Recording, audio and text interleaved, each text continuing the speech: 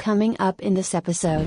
Yeah, I think you just learn so much like discipline and just how it gets stuff done and like failing as well. Like the amount of times Yeah, like you crash or like you're on the glimpse of success and then something happens. It might be your bike might break or something that yeah. is just really uncoincidental. I just realized there's an app in the App Store called Rock Identifier, Rock Stone identifier. ID, a rock identifier. You can Oh wow, identify any rock with an app. That's brilliant. that's interesting. I don't know. When I was looking at it from like a customer onboarding perspective, it becomes if you're requiring a customer to download the app in order to have the service, Mhm. like that's a massive ask. Yeah, yeah. So we've already got like thousands and thousands of customers. We can't go to all of them and go, right, now can you download the app in order to continue with our service? Because like Yeah. chances are probably It's got 90% of them it's got to be wouldn't do optional. it. Yeah. The Founders Unplugged podcast.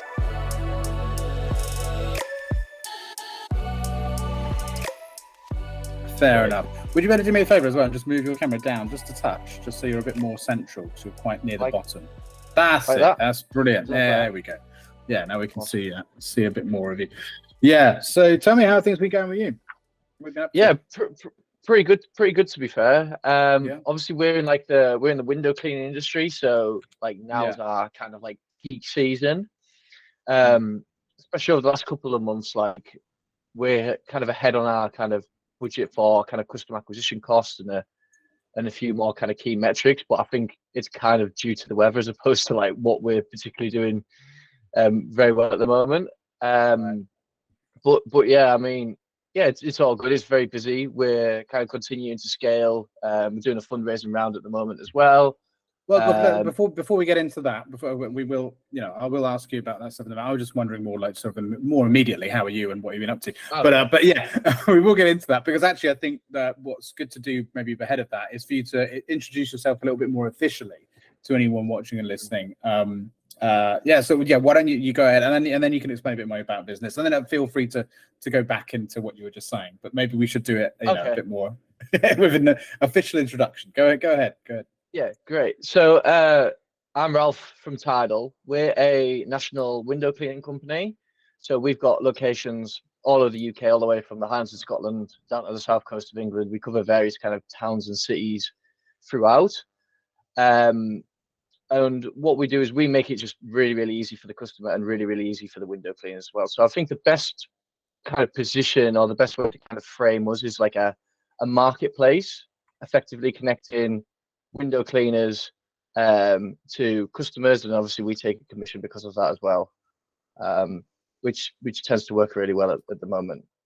So I actually started the business in 2016, I believe, literally with like a bucket, a squeegee, out the back of my car, like one of them proper like bootstrap stores, like walking the street, knocking Yeah. doors, and kind of built a window cleaning around very kind of traditionally that way. And then what we've kind of found over the last few years, and as we've kind of grown, is like there's such a big opportunity here. Like the industry is currently really, really fragmented. Mm. You've got all these customers that are, some of them are, there's great window cleaners out there. Some of them are offering a great service, but I believe that there's the possibility to really kind of elevate that and take that to the next level as well.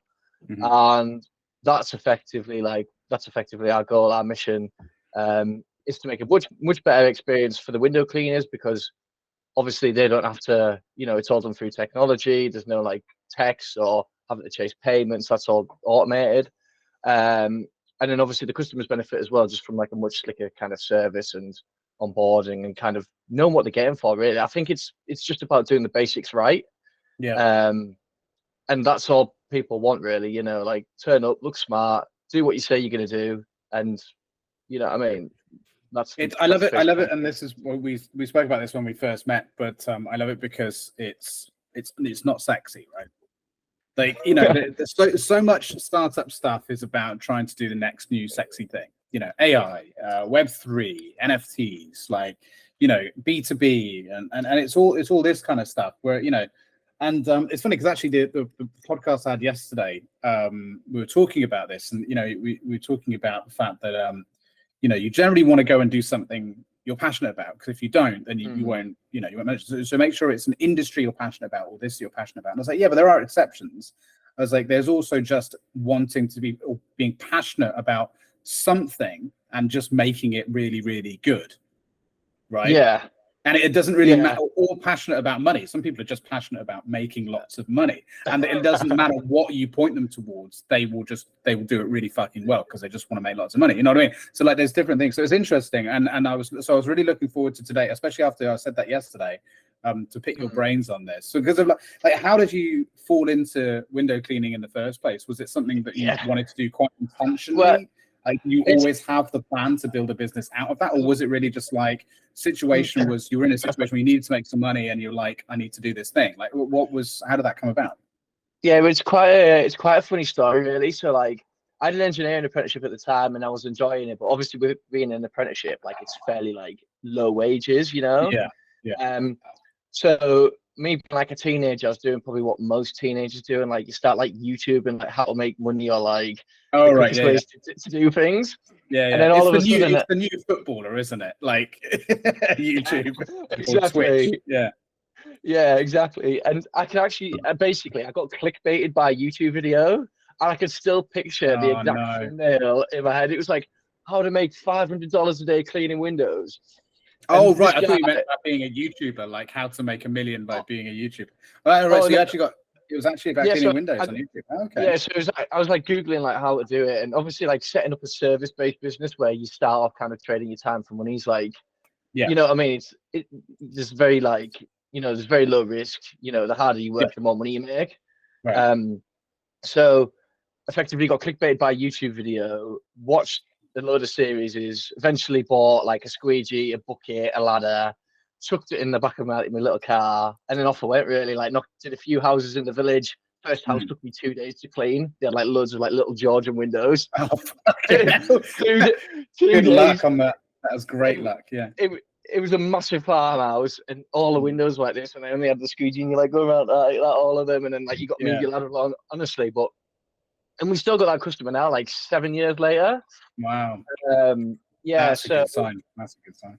That's kind of how it started, and then obviously, you do it on like the evenings and the weekends, and then with it being an apprenticeship, I couldn't just kind of leave.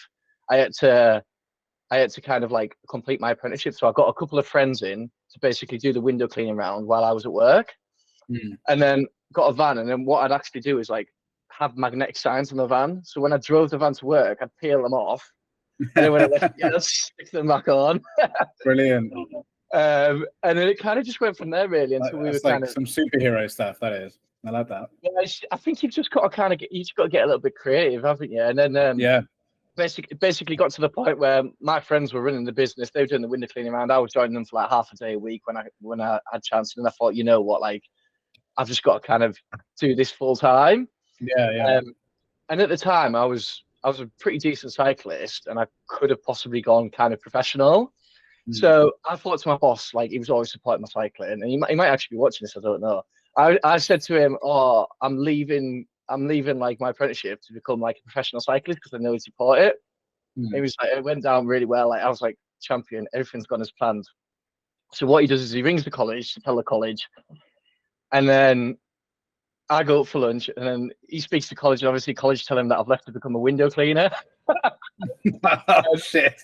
I come down from lunch, and it's like, you get in my office now. So I'm like, oh, no. Basically like instant dismissal on the spot. HBO, and then I'm like, right, like, now I've got to make it work, like, I don't have a backup plan. Which kind of worked for it. It's kind of good. Really. There's a good lesson there about honesty and truth. I think a very good lesson there. Yeah, for sure. But I thought, like, it'll be all right. And then but I think in hindsight, like, it was the right thing to happen, and it was a good kind of experience. And I guess once that decision's been made for you, you kind of sink or swim, don't you? Like, you don't really have. Well, yeah, exactly. Yeah, sometimes all it takes is your hand needs to be forced. So how does it work now? So do you work? You mentioned before, obviously, you work with nationally, right? So, Yeah.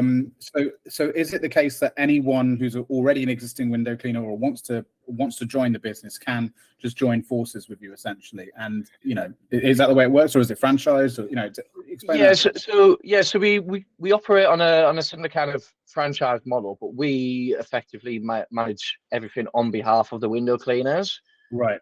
Um, but the majority of our kind of window cleaners have already been window cleaners in the past, and Yeah. they might have built their round up, but they generally get sick of just like chasing customers for money or like all those kind of teething problems that they have. So the way it works is effectively like they'll join us, we'll manage all that on their behalf, we'll take a commission for doing so. Their life's easy because they're not coming in, hours on the night doing quotes and customers and figuring out how to do like Facebook ads and marketing. That's already handled on their behalf. And then obviously we benefit because we've got like specialist people that kind of focus on kind of specialist tasks from the office as well. So Yeah. it just kind of works like that really. Once the round's established, it's established, and then it just repeats kind of every single month. And that's generally how it works. So is it a bit like the Uber model in a way, like in the sense that they're kind of gig workers, right? You're not employing them, I take it. You're essentially. Is that so right? we call them like operators, like partners. So they're effectively just using the Tidal platform just to get work to manage their business, and then we take a commission because of that. Very similar to like the Uber model, but just in the window cleaning industry. Like customers go on the app, they add property details, they get a quote, they book on one the next in the area, and it's done. There's none of that like having to ring them up and go back and forth and come out for a quote and like all that kind of messy kind of customer part. So that's interesting. So my question there would be then about like, because there's a lot of what's the word I'm looking for? There's a lot of unrest in industries like with businesses like Uber and the like, especially sort of gig working type businesses, I guess. So if your model's quite similar, do you foresee having the same sort of potential unrest problems, or are you doing anything now to kind of maybe address that in future? Because predominantly, like, just so that everyone's clear when I'm talking about this, like it's to do with sort of standards and stuff, I think, from my own memory and understanding of like pensions and healthcare, and that essentially a gig worker doesn't get the same benefits as full employee, which is obviously the point to some degree. But have you thought much about that sort of moving forward, how to address that?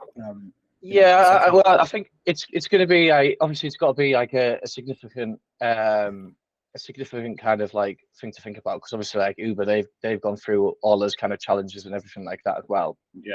And we're just really clear, really transparent, and that like our role within this is to effectively like facilitate the relationship. Right. Once the relationship, the revenue is your revenue, that's all yours, and then we take a commission of that. If you want to like reschedule or rework, like it's not like we're giving them like set hours to work or anything like this. Like it's literally a case of like they arrange that themselves, and then they just use our technology to basically make it as easy as possible, really. Obviously it's just a tool. It's just a tool for them to be able to do their job, basically. So they would still be self-employed and have their own business, do their own accounting, all of that sort of stuff. We don't get involved in any of that. They do that themselves. Obviously, we've got our own accountants as well, so if they have any kind of questions, we can kind of refer them out and stuff like that as well. But this is the thing about gig working. I think that always, and look, I don't claim to be the most informed when it comes to the situation with Uber drivers and a few other situations where they're sort of on strike or have been on strike or whatever it is. Again, I don't really know because I'm not massively informed on it. And what it is that they're upset about exactly. But I have been slightly confused by it, and maybe I'll change my mind if I find out more information. I've been slightly confused by it in the sense that I feel like if you're entering into that agreement with someone, I think what you get in that relationship is pretty clear. And so, to sort of after the fact complain about that arrangement seems a bit confusing to me. It's like if I was to hire a freelance photographer, and I pay them, let's say, they invoice me monthly, and I pay them, and then one day they kick off and say, why can't I have pension contributions? Why can't you pay my national insurance? Why can't? It's like, well, because you're a freelancer, I haven't employed you. You know what I mean? So it's like, I don't know, maybe I'm misunderstanding some of the issues that are going on there, because I know it's primarily in the States that it's a problem, but it's just, I don't know. It's an odd one to me, but yeah, like, anyway, not to distract. I go off on quite a few tangents on this, so you have to forgive me. My brain's all over the place. Yeah, no, it's interesting. I think as well, like our window cleaners, like they make, like people look at the window cleaning industry and think, oh, like you're only making like a few quid, whereas some of our top performing guys are on like 70,000-80,000 pounds a year for cleaning windows. Wow. So yeah, obviously it takes a lot to get there.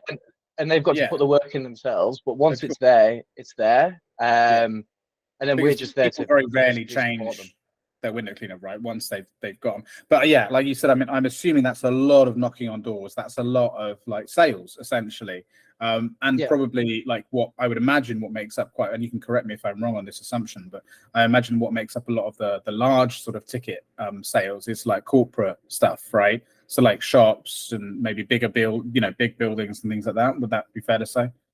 Well, I think for us, we mainly focused on like domestic and residential. So we do have some like bigger kind of commercial kind of work, but for us, like, so just like rich people who've made their houses out of like glass. That's the jackpot. Yeah, I mean, we have like restaurants, shops, places like that, but no kind of schools, hotels, nothing like too ridiculously big. I think, there's no shortage of window cleaning work, there's windows like literally everywhere, wherever there's houses, and the majority of them are dirty. So like, for us, it's easier to get, if we needed to get like £1,000 worth of monthly work, it's easier for us to get, 50-20 pound window cleaning jobs, as opposed to kind of one big commercial job, which then we'd have to kind of, we might need to like specialist equipment, and then you've got to arrange all that and kind of go back and forth, and then like invoices and payment terms and all the rest of it. Whereas with the window cleaning, like literally you've got your round, where you're going, where to park, you get people approaching your street asking you to do theirs. Like it's just simple, really. Or because it's got to be a pain, because of like, my window cleaner it's a guy and his partner. They come around, a couple, and they were just the window cleaner of this house when we moved in. Like he does these. There's 3 houses of ours that are all together here, like semi-detached, and he was just the guy. So we're just like, oh, okay, fair enough. So when we moved in, a little thing come through the door. He's like, welcome to the neighborhood. I'm your window cleaner. I come by every month or something. He just comes by, and just does it. And you're like, one day, you're like, oh right, he's cleaning the windows, and then you get a thing through the door, and it's like 10 quid, and that's it. But it must be so archaic, because he puts a slip through the door, saying done, job done, 10 quid, here's my bank details. Like you said, the amount of payments he must be chasing is unreal. Yeah, I think that's exactly how we started off like years ago. Because there wasn't kind of any other way, really. It's like, you do that and you've got like 300-400 customers, and you try to chase them all, and you're running it all from your phone, and like, you really have that many customers? Yeah, like our once the location's up to like occupancy, it'll do anything kind of 300-400 customers a month, kind of 20 to 25 a day, quite easily. Yeah.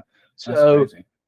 And obviously, time that you're kind of chasing debts and dealing with customers is time when you're not making money. So right, we try and make it like a win-win. So when people do join the platform, like, although we are taking our commission, it's easily justified by the amount of work that they're going to be saving as well.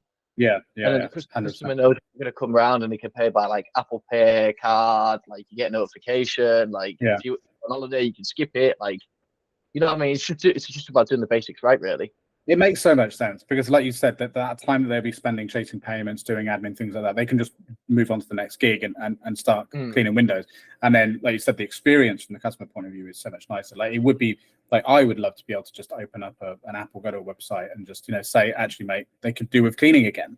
Like, I don't have to wait until I see him. Like, I don't know when I'm going to see him again, or I do have his number, but I just forget, So it makes a lot of sense. It's a brilliant idea. So because I was just looking about on your website, if you have any in my area. You don't, unfortunately, yet, but I am kind of in in the arse Oh, end of great. nowhere in Eastbourne. But that, because it's kind of to be expected, which is fair enough. Like, a lot of stuff that gets rolled out isn't going to be in Eastbourne of all places. Do you know what I mean? Like, that's fair enough. But yeah. So, how much sort of coverage do you have currently, and what are you projecting? In the next sort of year or so? Yeah. So currently our kind of coverage, if you look at it from like a geographical perspective, is approximately like 25% of the UK. Right. So still pretty good. Yeah. We cover most kind of major towns and cities. We cover kind of most of London, Birmingham, Manchester, all like the, Nottingham, and like all those kind of slightly smaller cities as well.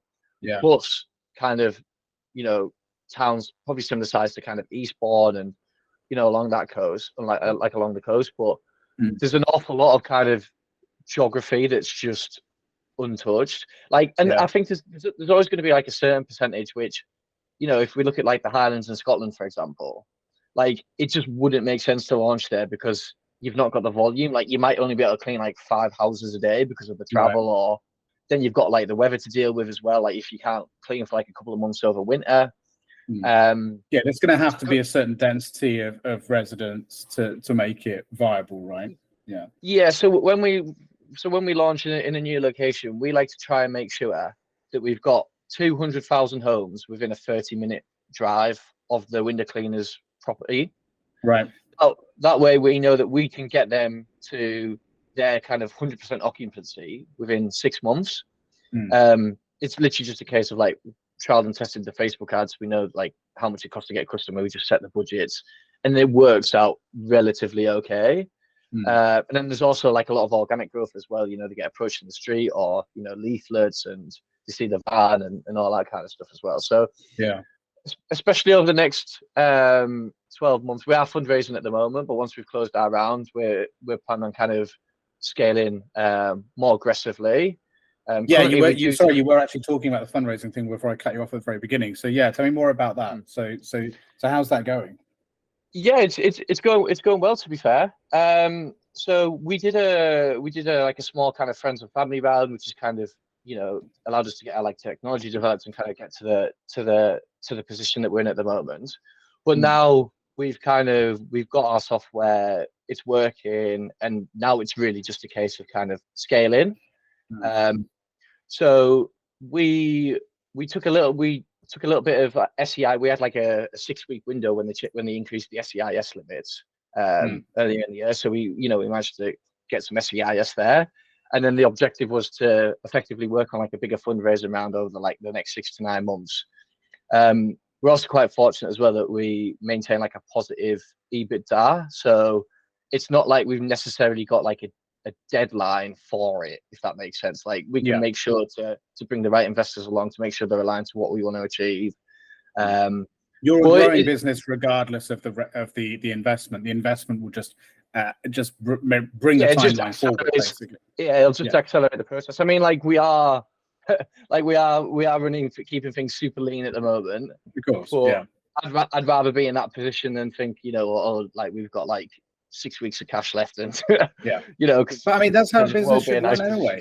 This is the thing. Like, it shouldn't just be when times get hard or when the economy takes a turn or anything. Like, in my view, business should always run as lean as possible. That's the point, right? I mean, it's meant to be generating more money than it spends. Like, exactly. So for anyone who's listening, watching, because I know a few investors watch my show, sometimes all 2 of my listeners, one of them is an investor. How would they go about sort of getting, like, LinkedIn would be the best place to get in touch with you? LinkedIn's probably where I'm most active.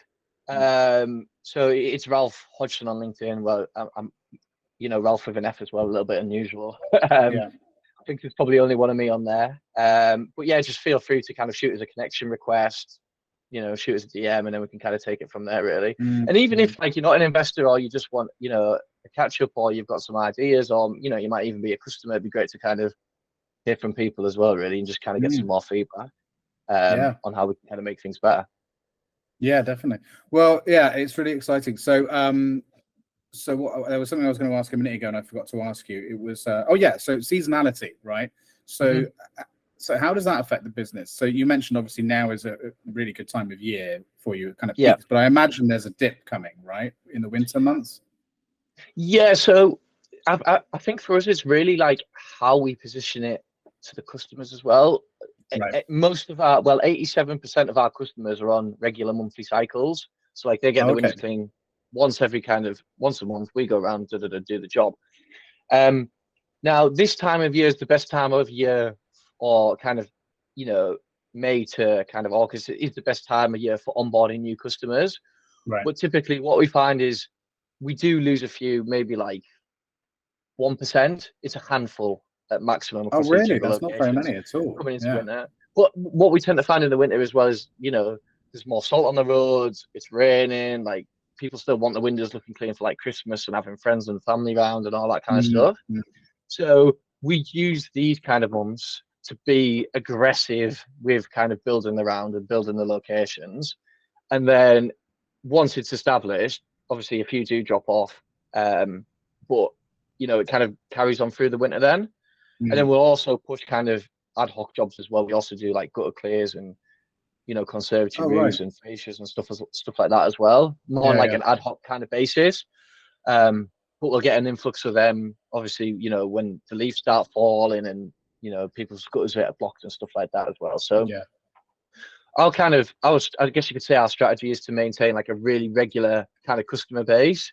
That's your regular monthly income. You know what you're going to get in each month, and then any kind of ad hoc work is just like a nice little bonus really on top of that. And it tends to work. It tends to work quite well, and then obviously it carries it through the winter. And then, you know, when the weather gets better again, then you kind of it becomes a little bit more easier to kind of onboard customers and kind of scale as well. Yeah, that's surprising. I really would have expected more of a drop off then over winter, but that's a testament probably then to your model and how you approach things and the sort of the level of service that you provide, that people are just happy to continue with that month on month. That's fantastic. So yeah, well, look, tell me a bit more about you. So you obviously in the beginning you told me a bit about you and the fact that, you know, how you got to this to Tidal and what you were doing at the time. But like, tell me a bit more about it. Like, do you still cycle? You mentioned about, you know, cycling there, for example, and stuff like that. Like, you know, and you were interested in was it mechanical engineering you were an apprenticeship for?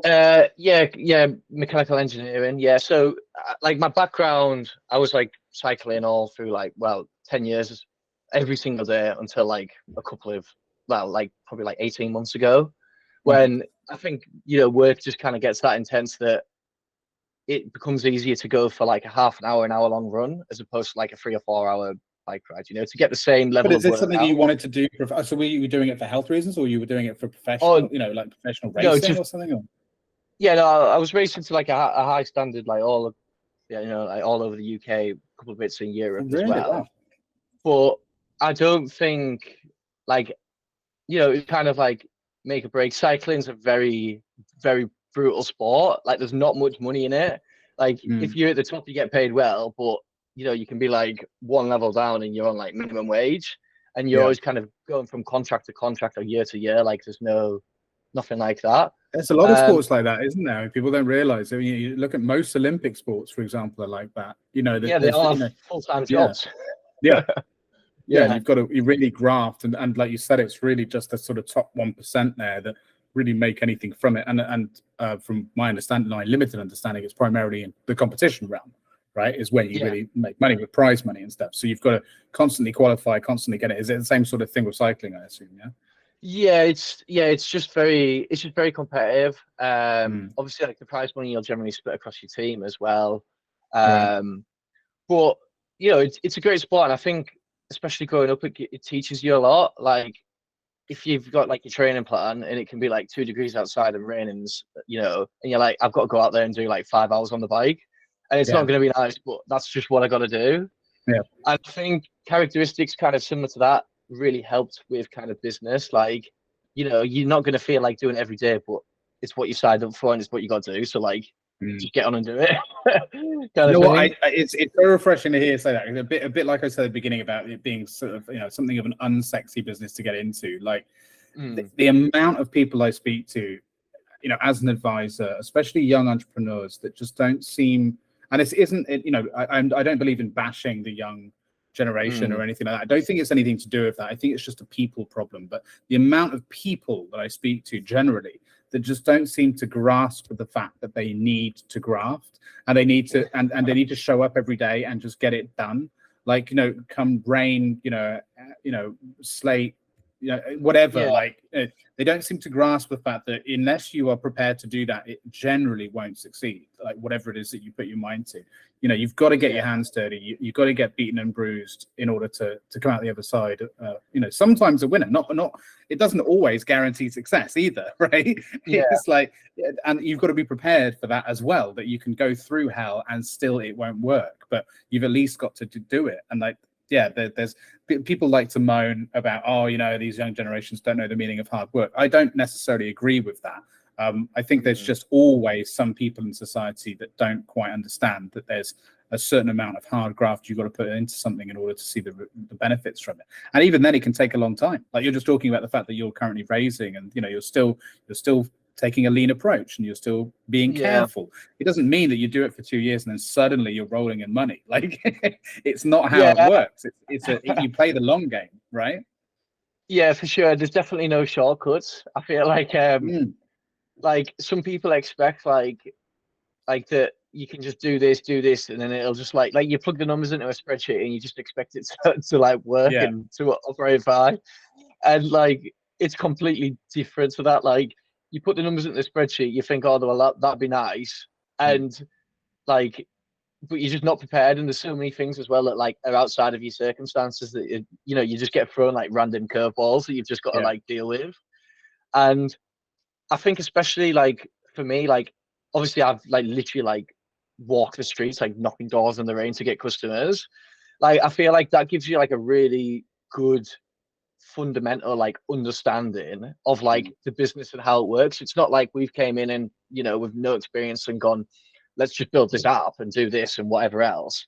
It's like we've only really probably, I'd say, started to realize the opportunity, especially over like the last 12 months, once we've understood all the fundamental kind of skills and how everything works and how the industry works. And then that puts you in a really good position to go, right, like maybe we can do this and maybe we can build on this. But I think, well, it's like people always say about like any building any business is, whatever business you choose to build a startup around, you've got to really understand the problem, right? People always bang on about that, and this is a perfect example of that, in a sense that you've lived it, you've worked it, you've lived, you were breathing it, kind of thing, and so you're building operationally around something that you have a very, very strong understanding of. So it's always going to be, and plus you've actually built a business based on that understanding first, so you're actually taking a next logical step in building from it. I know a guy, for example, Jamie Trainer, shout out to him. Should be seeing him tomorrow, actually, hopefully at the London Startup Scene event. And he's doing something very similar around building a SaaS platform for driving instructors. Again, another industry that is kind of quite old school in the way that it serves a lot of the time. But bar maybe a few businesses out there that are trying to push the envelope, but it's still still a little bit behind for a lot of people, and a lot of, especially solo practitioners, if you want to call them that, as well. So it's a similar sort of thing. And he wants to push the next, but he's a driving instructor. He owns a driving instructing business. He's got other driving instructors work for him, and then he's recognized there's areas of this that are outdated. Like it can be made better. It can be improved for everyone. Like that is a great way to build a business, in my opinion. I think he's going to do very well. I think he's still fundraising, similar to you, but that is a great example. And really importantly as well, I think from a practicality point of view, like income is coming in because you run a business that's making money, and you're just looking at what's the next stage of this, as opposed to I've got an idea, I have no money, and I can't make ends meet. Like there's no way you can work on that as a project unless you've got a roof over your head and food on the table, right? So there's some practical elements to that too, which you see a lot of startup founders sort of forget. How are you going to pay for it all? Which is a really important thing. No, I think I actually met Jamie. Is he from like Manchester? Is it? I think so. Yeah. I spoke to him at the last Startup Scene event as well. I remember like we were just chatting. It was like we were chatting, and you like do your introductions and say who you are and whatnot. And I was like, we like looked at each other and like, I'm doing what you're doing in the window cleaning, you're doing what I'm Yeah. doing in like, the the driving tuition. So it's kind of interesting really to see like other people like apply like the marketplace kind of model to their kind of business. And I remember we both actually said like every industry had already kind of done this. It's been done in so many like, I know it's been done in like other tuition and like pianos and piano lessons, like all other kind of industries. Yeah. But it seems like both of us have found one that's been slightly untouched and kind of spotted an opportunity as well. So yeah, that's cool that you guys have it. It just goes to show that the startup scene, the ecosystem is quite close knit in some respects, which is great to see. But yeah, so and going back to what you're saying about the sport, so cycling being quite a brutal sport. I mean, that's a character building thing, isn't it? Like taking part in any kind of sport like that. This is why I'm insistent on my son doing some sort of activities. That he's doing swimming now. He was doing karate, but that's a long story. That they just they got a bit he wasn't quite getting out of it what he used to. But like that kind of stuff I think is really important, whether it's a team sport or a solo sport, whatever it is. I mean, all sports are kind of team sports really in some respect. But that's all really important for teaching that kind of determination and that idea of just keep going and get the job done kind of thing. I think you just learn so much like discipline and just how it gets stuff done, and like failing as well, like the amount of times like you crash or like you're on the glimpse of success and then something happens, it might be your bike might break or something that is just really uncoincidental.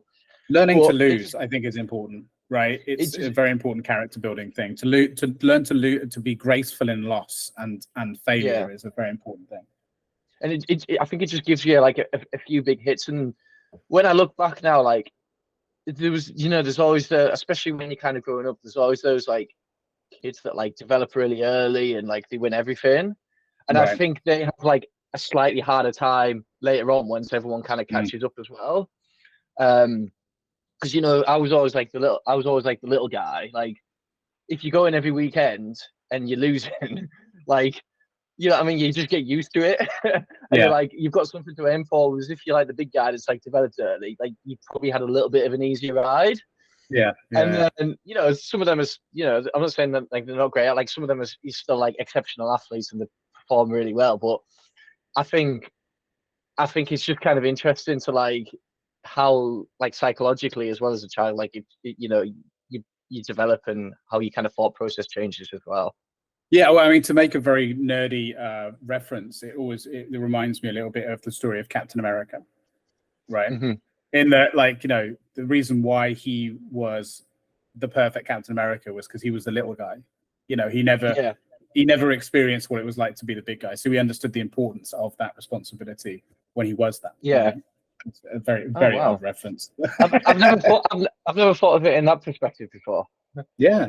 Are you much of a comic book fan or movie fan? No, I don't. Go back and watch the first Captain America movie, and then you'll feel inspired as a result of my words. I will say, yeah. And he famously in the movies, when the movies were good, he would famously have a saying which was that he would essentially never give up, like, and he'd get beaten to a pulp on the ground, and they're like, "You never stop," and he's like, "No, I could go all day." And it's like, well, because he's that kid that used to be a tiny, scrawny kid that went through this. I'm getting really into weeds on this nerdiness, but so of course he was that's how he was raised, so that's how he was built different, So yeah, go back and watch that. You might take some inspiration from that. I'm not. For sure, I'm not really one for like films, music, or like TV. So what? None at all. Yeah. No, like literally, I'm like that guy that like goes on Spotify and just clicks like a random playlist they can see on the homepage. My understand. I just don't have any interest in, it just doesn't get me excited. So like when people start talking about films and actors and stuff like that, like you may as well start talking French because like it's just something I just know very little about. I can talk a lot about movies and music, and I can speak French too. So I could do both, Oh all wow. three. Maybe I could talk to you about Great. movies in French. Yeah, well, very broken awesome. French, very broken French. But yeah, yeah, that's interesting though. I don't, like, does the sort of no aspect of, I mean, I suppose it's just something that's never maybe been on your radar. Is that why that's the case? Like, you've been so busy with sport and business and that kind of thing. Yeah, I think so. Like especially over the last few years, like I'm sure it's like you're in the office like 12, 14 hours a day. So like usually when I get back, you're just knackered. Yeah. And I might put something on, but it won't be like a film or anything like that. It'll be like something that's like a really easy kind of watch, maybe like a few Right. YouTube videos or like more like a documentary or something like that, I guess, as opposed to kind of fiction. Something to just allow yourself to turn off a bit and to turn off and just like keep your brain at rest. But I mean, like I listen to music. I listen to music all the time, but I just don't think it bothers me. And it probably helps that a couple of my friends are into the music and like, they're DJs and whatever else as well. So if we're ever together, I just it's their responsibility. They've got that covered. Yeah. Yeah, they get on the aux cord. They do that, and like I'm just happy with whatever. Like I couldn't even match. I couldn't even get anywhere near matching it. So I'd rather like allocate. I guess you only have so much bandwidth, and I'd rather like allocate those resources like elsewhere. I guess. Like, yeah, let your mates take care of the soundtrack side of things. Yeah. Well, sure. I mean, look, if you are going to watch any movie as a result of this conversation, then Captain America, the first Avenger, then that's the one. Yeah, the story of how he became Captain America. Yeah. Yeah. I'm just making a note of that. You actually brilliant. Yeah. If you watch all of the Captain America movies and you get to the last one, you'll understand why you making a note of what to watch is a really funny reference, and anyone watching this will find that amusing. How many is there? That's a good question. There's 3. Captain America. Okay. Yeah, 3. Yeah. Right. Yeah, they're some of the better movies, I would say, actually, because they're not like, especially if you're not into the superhero genre as a whole, they're a lot more grounded. They're more like spy things. So the first one's actually set in World War II, so it's a World War II movie, really. And then the second and third are more like modern day spy sort of thrillers, military spy thrillers. Oh wow. Yeah, so they're actually a lot more grounded. You know what I mean? It feels like you're watching something a lot more, like, I don't know. Well, I was going to make some references to movies, but you won't know what the fuck I'm talking about. Yeah, I'm sorry, I'm just clueless. No, it's fine. But yeah, so it's easy to watch, especially if you're not into all of that sort of stuff, because otherwise it can be a bit like, what's going on? Who are these, fantastical characters? This is just a dude who's, super jacked, who's in the military, and he has sort of superhuman strength. That's it, and he's just fighting, other military or terrorist organizations. So it's a bit easier to maybe swallow than some of the other stuff that they do. But yeah, back when Marvel movies were good, but that's a whole other topic. Yeah, so what was I going to ask about? Yeah, so whereabouts are you based? Are you based in London? I'm actually filming this I'm from the northeast of England. I don't know if you might be able to tell by my accent. There's a slight accent there, yeah. Yeah, so grew up in Darlington, which is like probably like half an hour south of Newcastle, like Teesside, Middlesbrough kind of area. But now we've got an office. With it being national, we've got like an office with like a warehouse and like a unit where we keep vans, equipment, all that kind of stuff in Bedfordshire as well.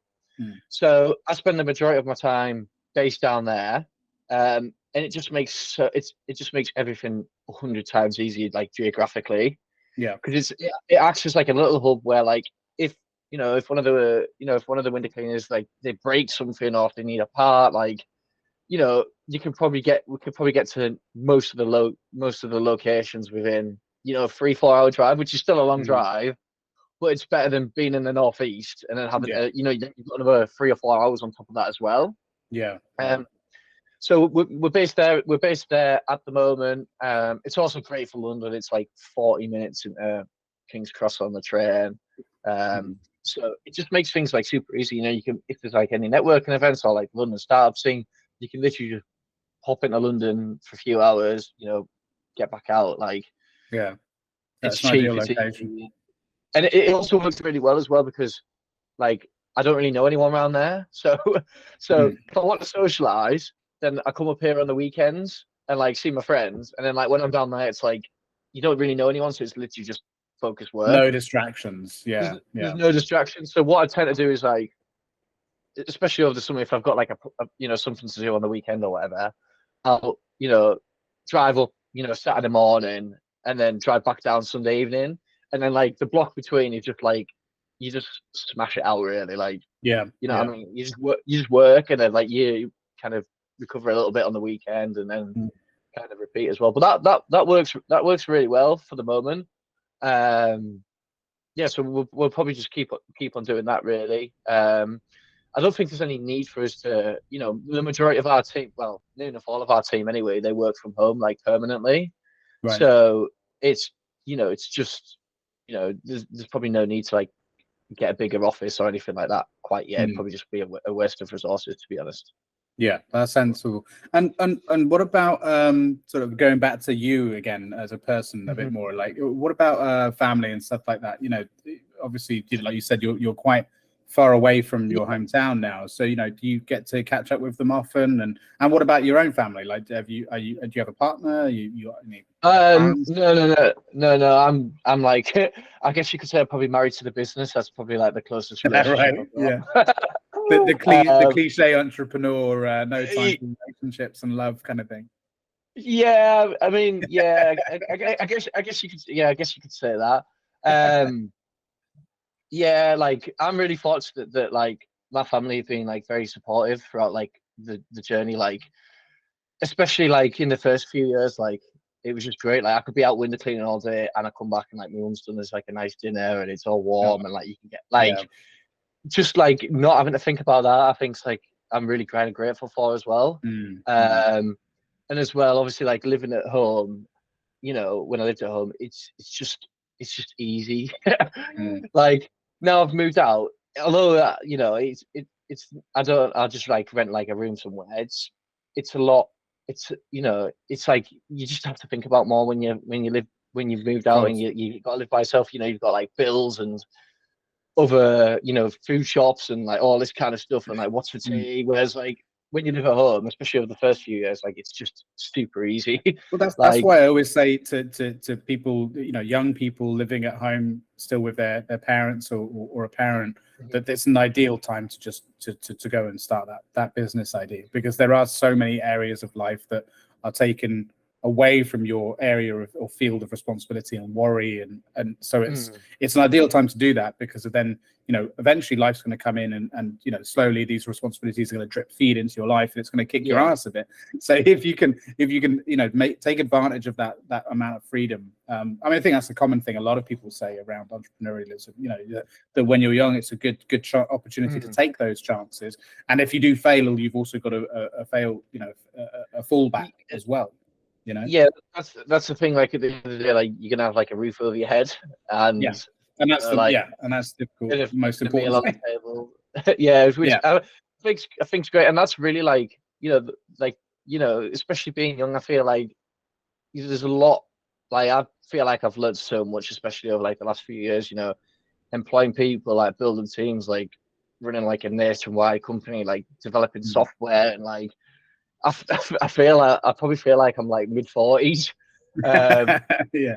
but I think like yeah, I think it just as you say, like it just like massively helps like having that.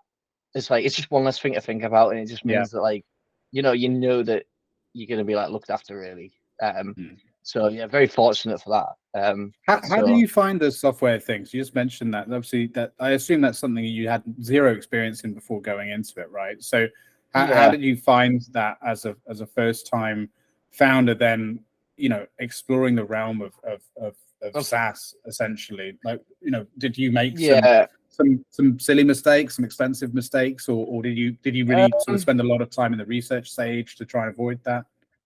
Yeah, so our models changed significantly throughout like the last kind of 18, well, since we've been started developing the software. One thing I was really kind of clear of with like an agency, because obviously, you know, I'm not a developer, I've got no kind of technical background, was like, I just want to know like what I'm paying for is like what I'm getting, if that makes sense. Right. So, yeah. That's pretty hard so, with like, software development. yeah. So I was like, the way I wanted to run it is I use like Upwork to like find an agency, and they've been, to be honest, they've been really good. It's a case of like, this is what we're building, this is the project plan, like this is what I want.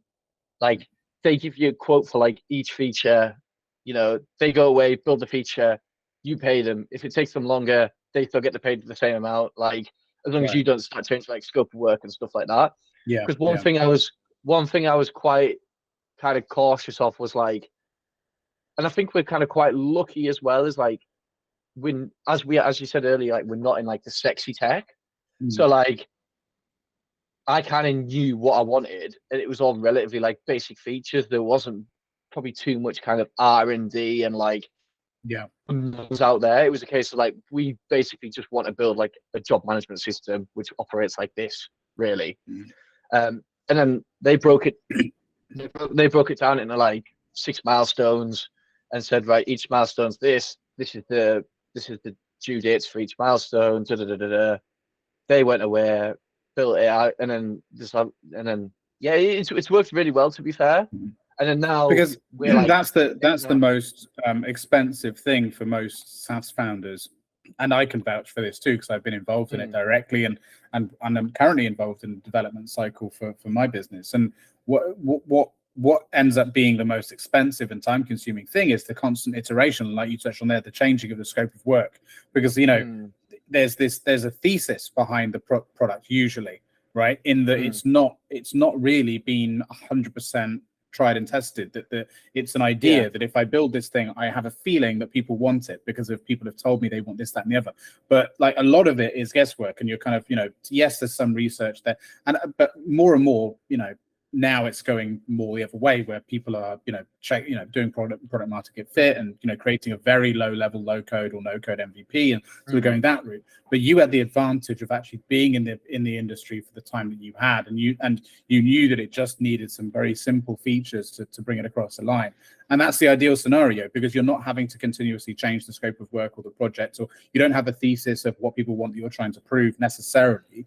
It's just the case of, we need these things, I know what they are, go and build them. And that's a huge advantage when working in SaaS, because otherwise that whole iterative process can be very expensive.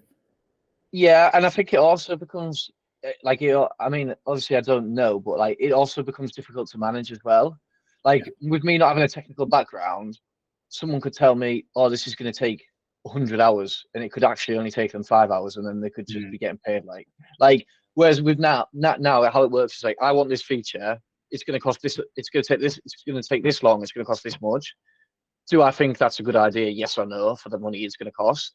Right. And if it's no, then I do a different feature, or we tweak something else. And I think it's worked really well. Really, it was just, in my mind, it was like possibly like the safest way of doing it without kind of, you know, kind of things going off too far on a tangent. Because the last thing I wanted to do was like run out of money halfway through building the software or something like that, because like then it just becomes, then you're just in a difficult situation. Then you just got a dead project on your hands, and no one wants that. Yeah.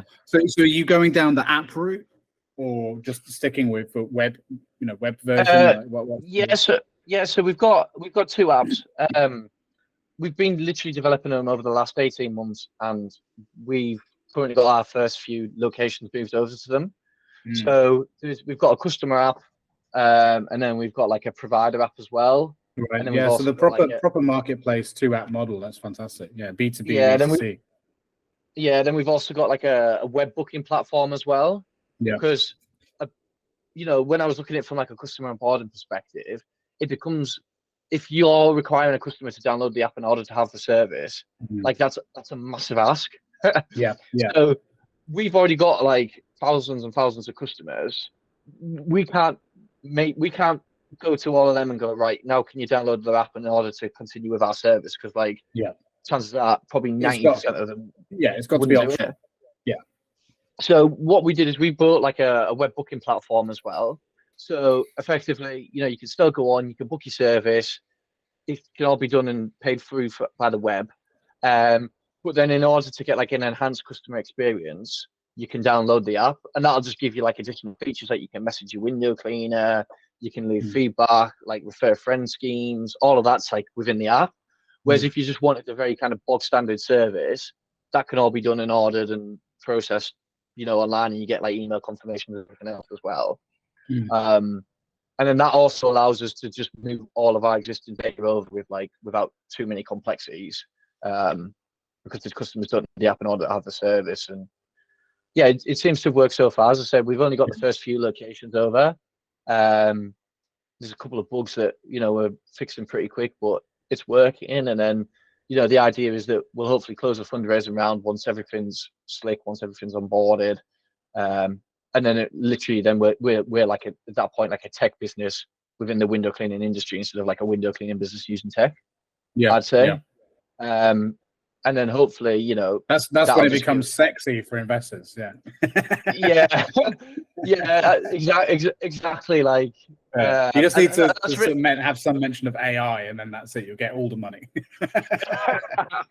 Yeah, for a few buzzwords in there. Yeah, exactly. Yeah. With our new AI window cleaning technology, or something like that. Yeah.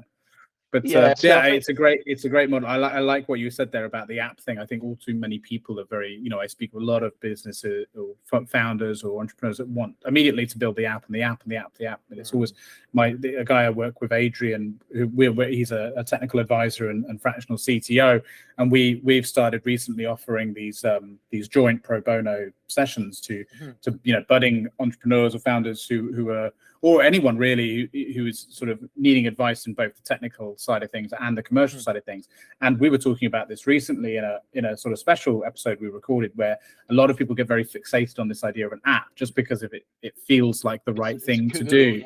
Yeah, it's cool. And you've made a really great observation there, which is that while it's convenient, it's for most people to have an app, it's not something that people immediately want to adopt. Like that they'll, they need to be ingratiated with your service to a point that they feel like having the app makes interacting with your service or product easier. So that takes time sometimes, or for someone like me, that on the other side of that, of which I know I'm going to be a small percentage, I would probably download the app immediately because I do everything on my phone to run my life, my business, and so on. So for me, that would make sense, but not for everyone. It's not for everyone to do that. So that's a really good observation and an important lesson that people should take away, which is, you don't need to go straight to an app. And plus, it's really fucking expensive to build an app. So it's like, why go straight there? Test your thesis first, make sure people want it first. You can still run a business on a web-based version of a platform first and then see, but definitely don't force people down that route, for sure. Yeah, I think for us as well, the thought process behind building the app was like, we're spending all this money on like job management systems and like SaaS-based products anyway. None of them actually they're all great in their own respect, but they're all very disconnected. None of them talk to each other. Right. And it was a case of like, if we pay this to get the app built, even if we stay the same size, like it still pays for itself because we're not gonna have to pay someone else, So that was kind of like the worst case scenario. Is like we do have our job management platform. Once it's built, it's a little bit of maintenance, but then it saves us £1,000 or so a month on paying subscriptions anyway, of which you never own it. So so worst case scenario, you've got a great back end platform to help run the business, even if the customers don't adopt it. But like I said, I think it's very likely that they probably will. What would you say were some of the most surprising things about working with a development team that you found during that process? Oh, good question. I think it's our development team. So they're based in. It's an agency that's based in India. Now, I did meet the CEO in London before the project, which gave me like a lot of confidence. Well, I think like communication is just like super, super important. Like, it's like speed and communication, just being really clear on what you want. And then when you're asking them for a specific task or a feature or whatever it may be, like asking them to kind of confirm it or repeat it back to you in how they interpret it. Because I know, especially like in the first couple of months when we were doing it, like I probably wasn't as clear as I should have been, and you don't know, especially because there's like a language kind of barrier. We had to make sure that what I was wanting was exactly what they thought I was wanting as well. And then so they'd basically ask questions, say what they thought, I'd go yes, no, da da da da da, and then we'd kind of do it from there.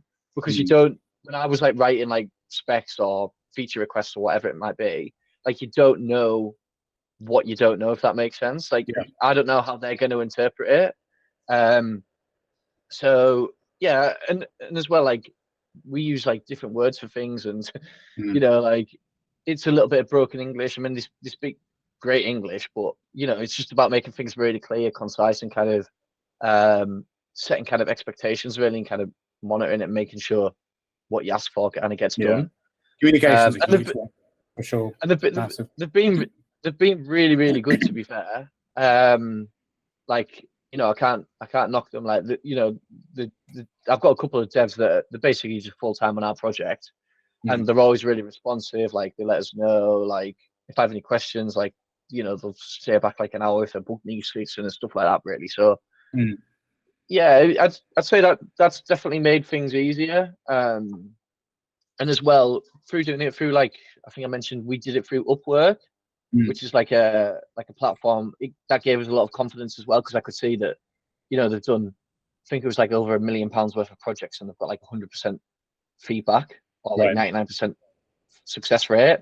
So that just gave me so much confidence, because when I was looking at them, I was like, well, I trust Upwork as a platform. I've been using it a while, and these guys have got some really good like statistics here.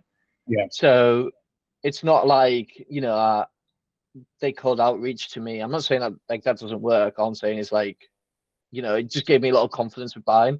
And I had Upwork as the platform, so like the funds were put in escrow, and then I had to like review the milestones and sign it off, and then they got released to them. And it just seemed like a really kind of safe way of doing it. Whereas if I did have any complaints, like they've got their full business that's being built on that platform, so like they're not going to want to like do anything wrong that could potentially they don't want to jeopardize that reputation. That's good. It's a good point, because I get probably at least 5 times a day software development agencies in my inbox, saying they're trying to sell me services, and I'm sure some of them are very, very good, but the downside to that is even if they do send any links to reviews or previous work, it's very manual. And I haven't solicited it. At the end of the day, I'm sure they get business out of it. But I currently work with with our business, work with a team based out in India as well. And it's the same sort of thing. We had a huge hiccup at the beginning because of a communication issue where we thought we'd explained something very clearly, and they were working really hard for like a month on something, and then we came back to review it, and we were like, oh, you've completely misunderstood what we were talking about here. Like we thought we were super clear, and then it turned out we hadn't been, and it's like, okay, so now we need to be even clearer.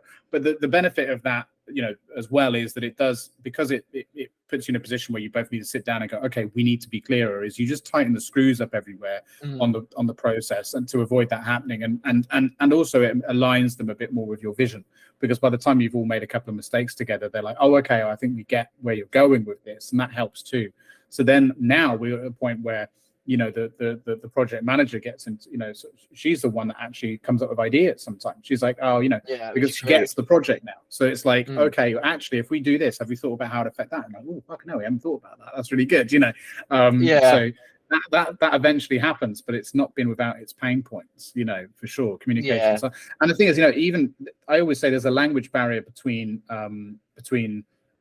with dev teams and other teams, or even like sales teams and marketing and things like that, because it's not just because of actual language barrier and culture barriers, it's because of these individuals, these professionals speak a different language. Like engineering and development language, they already speak a different language, and then on top of that, English isn't their first language. So actually, just even working with English speaking, native English speaking developers is difficult. because you still need to have that over communication to some degree with them, you know. Yeah, and I think as well, like it's really like I've made a little bit of an effort to try and understand like the very basic fundamentals of the platform as well. Yeah. So it's like so like what tech stack are you using? Like how does that work? Like just watch some like YouTube videos on it and like how it's Yeah. built, because like there might be a time when like I can't, like I don't know if they have like if it's a Sunday or something happens, like fair enough, I won't be able to do it, but I might be able to like understand the problem and potentially like think of a workaround for the Yeah. time being. In the same way that So they're understanding over time what it is you do and what you want, yeah, you're doing the same with them, where they don't need to be an expert on your business in the same way you don't need to be an expert on theirs, but it definitely helps create that synergy and make the communication process a bit easier, right? Yeah, you definitely don't need to suddenly become a software engineering expert, but having a base understanding helps, doesn't it, to some degree? yeah, for sure, yeah. Yeah, especially when it comes to problem solving, when things go wrong. Yeah, because you might have because you might have an idea and you've got the benefit of that of the understanding the full scope of the project too. But how do you find it in terms of time management? Because there's a lot of even just saying there, like speaking with a team, updating them, coming up with sprints of work, scope, putting up the scope of work. Like, did you have to sort of structure the business in such a way where you could put yourself in a position to then really focus on that, or had you already kind of worked up to that by that point, so it wasn't too disruptive to you and the business? Yeah, I'd say we probably like worked up to it. For us, like obviously, I think they're about 4.5 hours ahead, I believe. Yeah. So what works really well is their kind of mid morning is our early morning. So if I ever need to like communicate with them or like do anything on that side of things, it's a case of like I can get it done like before 8 a.m. when like everything else isn't happening quite yet.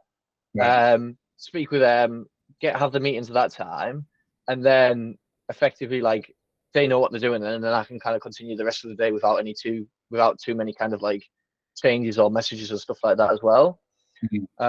We've massively ran over on the duration of the project, but I think that was to do with kind of me changing features and not necessarily knowing what I wanted when I first set out. Right. And kind of sorry, let me just close that. And like how the business has changed as well over like the past 18 months. We've had to tweak a few features, but like we kind of knew probably like 80-90% what we already wanted, and it was just a case of kind of a lot of the features are very like bog standard, like sign up, password changes, like job management, like they're fairly easy. I think it's the more kind of technical and intricate ones that we've had to work on that have taken a little bit more time. But what I find, what I literally do is I'll just film like a Loom video and send them it with a spreadsheet of like what I want, and I think it just gives them a bit of like clarity and confidence as well. So, and like you said before, there's you don't know what you don't know. There's bits that you just have never considered that just come up. It's like, oh, so you want people to do this and log in. Okay, well, what about this, and this? And you're like, oh shit, I never even thought of that. Like, I have to go away and think about it and come back to you. That comes with just doing it again and again and having experience on it, I guess. Yeah, for sure. Yeah. But that's a great endorsement of WeWork, though. You should think about getting a sponsorship from them. That's a good endorsement. So in terms of working with a tech team as well, how have you found? I mean, like, what do you do now? And you mentioned about their sort of Loom videos, and I'm just I'm asking you this more just so anyone listening can maybe take some inspiration away from this, because this is a tough one. So do you have any kind of regularly scheduled catch-up meetings? Like, are you managing things generally quite sort of hands off in terms of the team, like just checking their work on Jira, or how are you sort of keeping in touch on progress and things like that? Yeah, so I think great question. So when we first started, we all had we had like a Google sheet, and it was a case of like we had a Google sheet, and then we had like a tab along the bottom, one for each milestone. We had like 6 milestones, and it was literally a breakdown of like like customer feature, like customer app, staff app, web, and like kind of super admin as well. And then basically just like the features, the hours, the due date, the completed date, any comments, and then me signing it off. And then effectively what they did is they just worked through that full milestone, said, right, Ralph, please can you review it? I'd review it, I'd sign it off and say, right, we need to change this, this, this, and this, and this. And then once I'm happy, then we'd move on to the next milestone. And we did that for like the first 12 months. I think the spreadsheet worked pretty well because it was basic, like, and like I knew how to like use a spreadsheet. We're on Trello now, but I think that's because now the more like specific features or the more kind of, it might be like a couple of bugs and stuff like that as well. So effectively, now we've got Trello. It's just like we've got like one thing I'd recommend as well is having like an ideas column. So like literally somewhere just to like brain.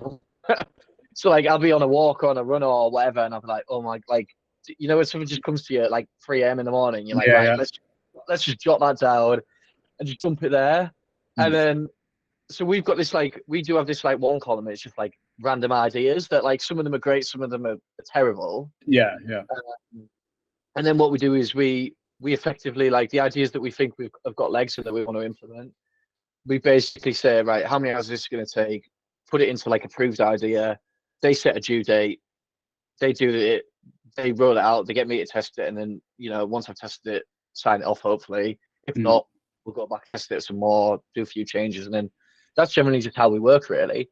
Are you in some ways restraining yourself with some of these ideas as well, to be like, okay, this is a great idea, but maybe for future, like, we don't really need this right now? Are you already building like an idea of what the next version might look like as a consequence of that? Yeah, I think for us as well, like, we're still, I'd say, like, early stage in the whole tech world. So for us, like, it's like we have this idea, but for the time it takes and the money it's going to cost, it's probably not going to be viable for the moment. So leave it there. Maybe when we hit like 20, 30, 40,000 customers, then that idea will effectively just pay for itself through like the increase in efficiencies or making things better at that point. But until we're there, like, the resources probably could be better allocated on doing this. That's going to have a bigger impact on the customers or the window cleaners or whatever it is for the moment as well. We do have 2 devs at the moment full time, but obviously, like, there's only so much they can do. So we're just kind of focused on what's going to drive the biggest impact, really, and what's going to get us the best bang for the buck. Well, it's exciting. It's exciting, man. I'm looking forward to seeing it all. And so, hold on, my headphones are just running out of battery. I was going to plug them in quick. How are they running out of battery already? They just started. I'm looking forward to seeing it develop. And do you have a sort of a rough estimate of when you're hoping for it all to be done and at least the initial version done and released? Well, it's all released at the moment. So, like, you can go to the App Store, you can download it. Oh, really? Sign up. Yeah. But we don't. It's called Tidal Services. But we don't have like all of our existing data over the top there. Oh, I see. Okay. So, because for us, it's like there's a big challenge with porting all that existing data over from like the products that we're currently using, and like making sure it goes to plan and there's no messy, like. So any new locations that we'll launch, they're straight to the app because they're easy. You're starting from scratch. The problem's going to be kind of moving the existing data over and making sure that there's not too many problems. So it's going to take us a little bit of time to do that. But like the app, you can currently download it, log in. Yeah, I'm looking at it now. That's really good. You can book a service. Yeah. So. Yeah, I'm going to download it just to have a look. I'm just curious. I want to play. I know there's no one in my area yet, but I just like having a look at what people built. It's cool. Yeah. Well, if when we expand to Eastbourne, I'll have to shoot you up. I could do you like a discount code or something. Yeah, that'd be great. I just realized there's an app in the App Store called Rock Identifier. Stone ID. A rock identifier. You can identify any rock with an app. That's brilliant. That's interesting. I don't know. Oh, right. So for like gemstones and stuff like that. Okay. But the thing is, do you like scan a rocks or like? Yeah, you scan a rock apparently. the thing is, though, I don't really understand. Sorry, this is massively going off on a tangent, but like, I don't really understand. So, like, look, I'll show you if you can see the. Is it going to blur it? Yeah, it's going to blur it. Oh, it's blurred. Yeah. Yeah, but yeah, the thing is, though, rocks. This is a bit of a definitely a bit of a tangent, but like, it will identify something if it's cleaned and polished and cut, right? But if you're just picking a rock off the ground, all rocks look pretty much the same. Like, how is it going to identify a muddy rock? And that's weird. I don't know. I'm just being. And I'm very curious about that. How would they monetize that as well? Like, do people pay a subscription to like? It says in-app purchases. So yeah, it must be. Okay. I mean, look, some people are really into rocks. Yeah. Some geology. people are really into. Yeah, exactly. So, but the thing is, if you're really into rocks, presumably you'll be able to look at a rock and know what it is. Like, I would imagine. So I don't really know. Yeah, there's an app for everything these days, man. Like, it's just crazy. It's a crazy thing. Okay. I was going to make another reference to a TV show then, but I just realised you wouldn't have got it. So if it's a documentary, I stand a little bit more. It was a Rick and Morty reference, so I'm not sure if you. No, that's Rick and Morty. Man, you're missing out on so many amazing shows. Yeah, I need to level up. Yeah, I'll compile a list at some point and send it over to you of like some of the first things you absolutely must check out. Yeah. Great. Sorry, I'm just getting distracted now by all of the weird apps in the App Store. There's all kinds of weird things. Yeah. In here, most of them are AI based now. It's insane. AI based and dating based. That seems to be the main type of app that is on the App Store these days. But yeah. Great. Well, look. So, are you going to the networking event tomorrow? Yes, I'm planning on getting the train down from the northeast. So it should be good. Are you gonna be there? I am. Yeah, I'm helping out actually. I volunteered to help out. That was the very first one I went to. I volunteered to help out because I just wanted to. I don't know. I just feel like it's a good. I get a bit socially awkward, believe it or not, in social situations unless I feel like I've got a purpose there. Right. Yeah. And while networking is something of a purpose, I feel like unless I don't know, I just feel a bit awkward just going up to random strangers and talking to them. So volunteering was a really good way for me to be able to break that because I had a reason. Like I had to help people with their wristbands and stuff. So it gave me an excuse to talk to everyone, and it just made me feel a little bit more at ease. Like it helped me deal with my anxiety a bit better. So. Was the first one the one in was it in the Wetherspoons? I wasn't part of the very first one, but the first one I went to was where was it at? Oh God, what was it called? That underground. It was like a place with the bat cave type thing. Oh God, what was it called? I can't remember the name of the venue now. Yeah, but really nice venue. It's like underground, huge restaurant, and then right at the back where the was where we were located. The event was located in like the venue function room thing. That was the first one I went to. Yeah, really nice. Oh God, it's really cool. It's a really good format of events as well, isn't it? Like having the pitches. Like I think it gives founders a really good opportunity where like you probably wouldn't get that elsewhere. Yeah, and even just like network with like-minded people. Founders are a little bit of a funny bunch, aren't they? It's like I said to you when we first met. Like the reason why I love doing this and why I love doing my job and as an advisor is speaking to founders because I think founders are just the perfect amount of crazy for me to get on with. And as a founder myself, like that's. There's definitely a certain personality associated with being a bit of a crazy entrepreneur or founder, and there is a and I talk about this almost every time I speak with someone, but it's a really important thing to mention. There is a certain level of loneliness that comes with being a founder and running your own business. That it is quite isolating, because it is all you focus on. Like you just mentioned, you're going hard and fast like Monday to Friday, and some early mornings, late evenings, like the focus is the business, and very few people understand that really. If they're not in it and they're not doing something similar in their own life, it's quite a difficult thing to relate to. So getting a chance to speak with other people that kind of get that is nice, and you can actually have a conversation about your business and you don't make people's eyes glaze over. You know what I mean? Like Yeah. people that Yeah, like genuinely interested. and yeah, genuinely interested in like some people have some like really there's there's such a diverse like Mm. range of like startups and businesses and like what people are like trying to achieve as well. And like I feel like everyone kind of like supports each other. Yeah. Like especially in the UK, I feel like some people like they look down on or like they don't get it or like it's kind of cool to like kind of shit on something. Yeah. Whereas Yeah. like in like that whole like environment and it's like everyone's kind of supportive of each other, like people offer like hints and tips and what's worked for them and like you can Mhm. learn bits as well. I think it just works really well and it kind of like cultivates this like really kind of nice atmosphere. Yeah. It's a very positive environment for sure. Like, Mm. compared to some other networking events I've been to where it feels a little bit like, everyone's trying to blow smoke up each other's asses, and it's a bit of, I Yeah. don't know, a bit false. I Hmm. think the reason why Vasily's made this one so popular is because it's just it's organic and it's quite raw. It's just a Yeah. load of people getting together and just and doing these sort of stand-up pitches. It's like an open mic thing, isn't it? And it's just there's something about that which is just, I don't know, it doesn't feel as formal basically and as Yeah. corporate as some of these other events where it's like limited spaces and you've got 20 minutes to prepare this thing, and it's all very too structured to the point of Yeah. like feels like an exam. It feels like you're showing up to an exam almost.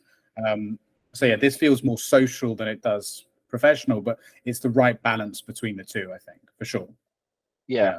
No, I think I think it works really well, to be fair. Yeah. It's grown seriously quick as well, hasn't it? Like Yeah, insanely quick. the numbers are crazy. I think the last one was like 250, 300 people or something. Like it was crazy. Insane. Yeah. And it was crazy because I had Vasily on one of these episodes a few months back, and I was under the impression, after having met him and volunteering at one of his shows, and then getting him on to talk about his business and the networking events. And I've been in the impression he'd been doing it for like a year, 2 years, something like that, because of the amount of people that showed up. And he was like, "Oh no, I've been doing it 3 months."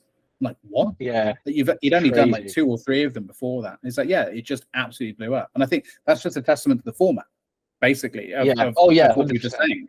That's what people want. And like you said, really importantly, it's a really diverse range of businesses and people. It's not like just SaaS, or it's not just it's not like, it's industry agnostic. It's like whatever you're doing. There are some people I've met there that they're starting a car valeting. What's the word I'm looking for? Car valeting. What is it? Valeting. Valeting. That's it. Valeting. Why have I forget the word? Yeah. This is the problem with having French heritage. You pick apart French words and you're like, how do you say it in English? Weird. Yeah. I have the same problem with the word restaurant. Sometimes I can't pronounce the word restaurant because I'm like, is it restaurant or restaurant? Anyway. Yeah. Like car that one, and you've had a business and like stuff like that, and then you've got people who are building like hugely complex B2B enterprise level SaaS, and like it's a really diverse range. And that's really refreshing because of ordinarily you go to these events and it's quite specific, so you don't really get to, you just end up having the same conversation again and again and again, Yeah. So it's quite, and there's merit in that too, because obviously people that come together are doing the same things. Like there are some events that focus specifically on like marketplaces, for example, and that can be quite useful because everyone can share stories and learn from each other on building a very specific type of thing, which is good. And there's obviously a lot of AI get-togethers now and stuff like that, but it's just nice to have something a bit more general. And especially great for me because I love speaking with people with a variety of different backgrounds and focuses and stuff. Like for me, variety is the spice of life. So it's like, it's like a perfect place for me to speak with people, provided I can get over the anxiety to do that in the first place. Starting a podcast's a big step, isn't it? Like you've done well doing that. Yeah, but you see, it's the funny thing. Like, I'm fine in this sort of situation. I'm fine if there's a very clear purpose to it, right? But it's odd because if then at the same time, like I said to you at the beginning, like we would, this isn't an interview. I'm not going to sit there with a bunch of questions. Like that would create even more anxiety for me because then it's like, am I asking, that was a stupid question. And I'm sure I ask stupid questions, but at least if it's done in this way and it's more conversational, I don't feel like I haven't got the pressure or expectation on myself to like, sit down and write a bunch of good questions ahead of time and so on. So I don't know. Yeah, I guess you're right. I'm absolutely fine once I'm speaking with someone. I think it's more just the introduction bit of just walking up to someone and just being like, hey man. It's like, there's always that like, what about if I walk up to them and like they don't want to talk to us, or like, and it's never happened. It's never happened. Like everyone you approach is like awesome. But it's just, I think it's just like the whole like, what if, like, what about if I go walk like all the way over to this guy over this corner of the room, like he watches me walk over and then like he doesn't, I don't know, he might not even speak. Like it's never happened, but like because the bit that actually makes me most anxious is that normally people are already talking. And so walking up and just like butting in feels really rude. I think there's a certain amount of it that comes down to feeling rude that I'm worried about, and it's weird because I've been in conversations with people plenty of times at these events where someone's just come up and started joining in, and I haven't been offended by that at all. No. Like so I should know that it's fine, but for some reason I just overthink it. And I think that's maybe if I do it, I'd interrupt a private conversation, or I'll derail them, or take away their focus. So that's what worries me most of the time. I think if someone's on their own, I'm okay, because I'm like, hey man, and you're right, like why aren't you talking to anyone? Like that's okay. But it's that's the one where I'm a bit like, oh no, they're busy, I don't want to disturb them, kind of thing. I think you can kind of tell as well, can't you? Like if you walk past a couple of people and they're talking, like you can tell if like they're having like a deep conversation, or whether they're just like small talking, and like if maybe if like you walk past them and like you catch a bit of eye contact or something like that, then I'm like like I might roll the dice here and give it a shot. Whereas if like you walk past them and like none of them like look up or like move their heads or anything, I'm like maybe I'll just keep going to the next person. I think also a level of it is to do with the fact that I know I can be somewhat abrasive sometimes, right? In that I'm not a huge fan of small talk. I like to talk about ideas. I like to talk about big things. I like to ask questions like like this. I like to know what makes you tick. What's your philosophy? What do you think about the fact that we're all going to die one day? What do you think about the fact that the universe is this infinite cosmos that is a void, and all this kind of stuff? And people are just like, oh fucking hell, I'm just here for a free beer, mate. Like calm down, So I know that I can be a little bit intense sometimes, and I'm a bit wary of that. Of like, do I really want to just go and insert myself into someone's existence in that way? But I think people really kind of like it as well, because I feel like small talk's one of them things where like no one really likes doing it, but they feel like they've got to do it. Whereas if you come in and you just like straight in like, what's the meaning of life? Like, like where you want to be in like 5 years, kind of thing. Like, I think personally, I think I'd probably respect it and be like, what, like. I've always wanted to do that, but I've just not done it. Back up the claim as to why you believe in the existence of God. Go, like, yeah. But and this is the other thing as well. I think that I've become very aware of with my communication is that I like to be argumentative, and not in the sense of like just picking fights with people, not in the sense that people think about traditionally with arguments like raised voices and so on. But I like to. I play devil's advocate. I like to play around with ideas. And I'm just as clueless as maybe the person I'm speaking with. But I'm aware of the fact that for some people who don't really have that communication style, who don't like to do that, that can seem like it's argumentative in the negative sense, as opposed to argumentative because of the enjoyment for discourse. And so that can be misinterpreted sometimes as being combative when it's not. It's passion, and it's the excitement for conversation, and it's the excitement for exploration. That's what it is.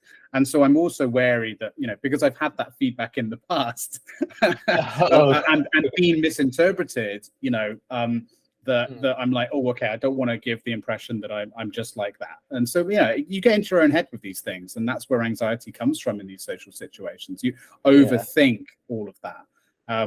But when I meet someone that's on the same wavelength, then that's it, man. Like we're going for hours. We're talking and talking, And it's interesting because from the outside, people think, well, are these two people arguing? And it's like, well, yes, but no. Like we're having a conversation. Like, yeah. But it's a dying art form, I think. I think it's a good experience as well, though. Like, especially like if you're looking to like raise investment or stuff like that, like on investor calls, it's very like, I find anyway, like you'll be on there for like an hour and a half, and Mm. it's like boom, boom, boom, boom, boom, boom, boom, and like you need to know your stuff, and like, Yeah. you know what I mean, like they're going to be asking you like all kinds of questions, and you kind of need to be able to hold yourself, and like Yeah. if you don't know any specific information, just say like, sorry, I don't know that, but like I'll go Yeah. away, find the answer, and get back to you. But So I not to guess, get defensive as well is a really but not, important thing, because a yeah, lot of but not to people get, make that mistake, I think, where they take some of the questions they start taking it personally and feeling like it's an attack. yeah, Like I had that recently with someone who made the claim that it was because she was a female founder.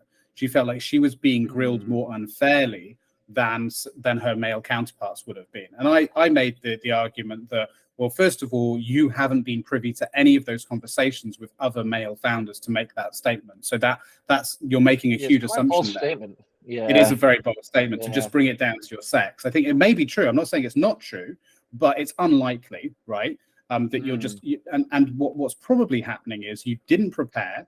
You've not been in these situations that often. And in fact, what he's doing is his due diligence. He's asking questions, and it might feel like he's grilling or being unfair or trying to put you into a difficult situation. Where in fact, what he's mm, simply doing is he's making sure that you've got the level of competency that if he gives you his money, you're going to be able to yeah, turn that into more money. And that's a pretty fair thing to do. Like, so yeah, you can't react emotionally to that or defensive from that. You've got to just mm, engage in it for what it is, which is a discourse. It's someone wanting the information for them to be able to make an effective decision. And sometimes those questions are going to be difficult to answer, and they should be, because money shouldn't yeah. just be given to you without you trying, having to do something in return for it, right? Yeah, exactly. I couldn't agree more. And I think as well from from like an investor's perspective, I guess like I'm assuming they get hundreds of decks a week. Oh yeah, You know, yeah, like like they're not short of founders, so like they basically need to try and filter through yeah, as many as possible and try and find them like golden nuggets. And absolutely. like what I mean, like I guess like it's good to like build a relationship and use it as like a learning experience and whatever else as well. But at the end of the day, like they're investing money. Like if you're potentially getting worried about that at this stage, like what you're gonna happen when like nothing goes to plan and like Yeah, what I mean? Like this is like possibly like one of the smallest problems you're gonna deal with, and mhm, what I mean? Like yeah. there's And how are nothing you going to positive to come react of when it you have really. Like disgruntled employee sat in front yeah, of you, and are you going to take that personally, or how are you going to deal with a freelancer that's rubbed you up the wrong way, or a customer, or future mm, finances? Like if you're reacting emotionally in that situation and taking things personally in that situation, it tells them everything they need to know about how you're going to conduct yourself as a so under pressure, mm, which is going to yeah, increase over time throughout the future. So yeah, it's less mm, it's less about actually the contents of what you say and more about what you say. Like you said, if you yeah, don't yeah, know something, the best answer is I actually don't know. That's the first time I've been asked that, or I hadn't even considered that. Probably stupidly, I should have thought about that, but I don't know. I can come mm, back to you on that one. That is far yeah, more important than even having the right answer, but saying it in a way that comes across as defensive or uncertain or yeah, yeah, anything. It's about how you conduct yourself, which is more important, because it also mm, shows the capacity to learn and grow and develop and be mm, better. And being self-aware is an incredibly important thing too, yeah, of just being like, I probably should have researched that. So thanks for bringing that up. I will make sure I have that information for you. That shows, okay, he's open, he's honest, and he's prepared to learn and recognize that you made a mistake. That's yeah, immediately investable. yeah, Very yeah, investable. exactly. And I think as well, like taking notes of like your investor calls and like what questions get asked and like making sure that you can prepare for them in the future.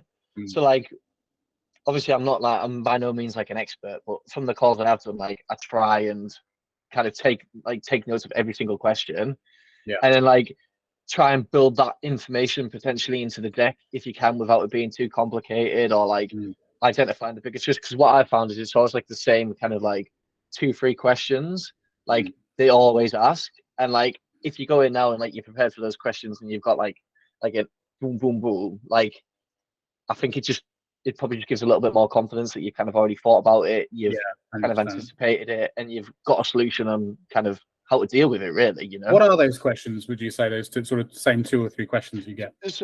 So our biggest question is what's stopping the window cleaner from circumventing the platform and Right. basically cutting us out and going to them directly. And the answers are, first of all, it's a breach of the agreement. So like if they get caught doing that, they're instantly kicked from the platform. It's like a hard no.